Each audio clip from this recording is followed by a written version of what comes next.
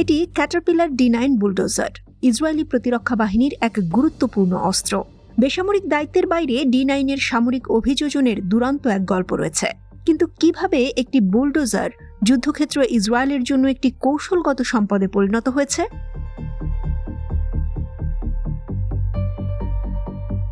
যুদ্ধক্ষেত্রে বুলডোজারের ব্যবহারকে নতুন মাত্রায় নিয়ে গেছে ইসরায়েলের সেনাবাহিনী। D9 এর সামগ্রিক দৈর্ঘ্য প্রায় 20.7 ফুট।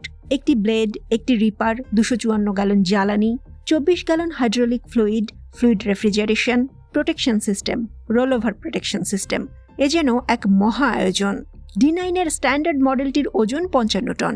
তবে ইসরায়েলের বিভিন্ন অস্ত্র যোগ করার কারণে এর ওজন আরও বাড়তে থাকে।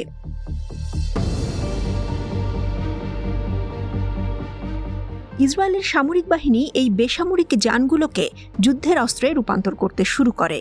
প্রাথমিক উপায় হল গাড়ির সমস্ত অংশের চারপাশে ভারী আর্মার প্লেটিং যুক্ত করা।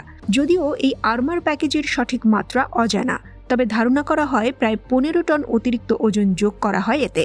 এই বুলডোজারে আরপিজি এবং অ্যান্টি ট্যাঙ্ক মিসাইলের মতো ট্যান্ডেম চার্জ ওয়ারহেড থাকে, যার ফলে এর ওজন দাঁড়ায় 70 টনে। এই ওজন এটিকে ইসরায়েলের প্রধান যুদ্ধ ট্যাঙ্ক মেরকাভার সমতুল্য করে তোলে, যার ওজন প্রায় 65 টন।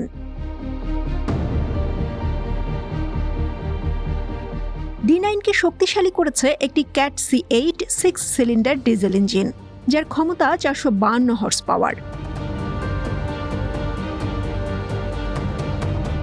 বুলডোজারের পেছনে ইসরায়েলি সামরিক বাহিনী বেশ কয়েকটি রিপারের মধ্যে একটি বেছে নিতে পারে। এই রিপারগুলো কংক্রিট এবং অ্যাসফল্টের মতো শক্ত দেয়াল ভেঙে দেওয়ার জন্য ডিজাইন করা হয়েছে। এটি 360 ডিগ্রি ক্যামেরা দিয়ে সজ্জিত হতে পারে। 4টি ক্যামেরার প্রতিটি ড্রাইভারকে হাই ডেফিনিশন ভিউ দেয়।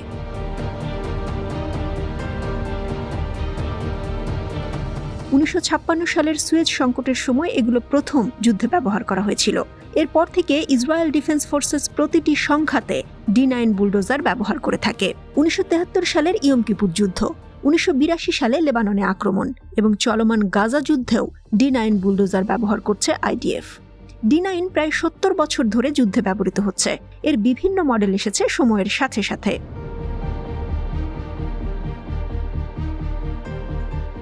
লেবানন যুদ্ধের সময় D9 বুলডোজারগুলো প্রথমে দালানকোঠা ভেঙে ফেলে এবং পরে IDF এর সেনারা সেখানে প্রবেশ করে। ইসরায়েলি সামরিক বাহিনী এখন গাজা উপত্যকার মতো ঘনবসতির নাগরিক পরিবেশে যুদ্ধের জন্য তার D9 ব্যবহার করছে।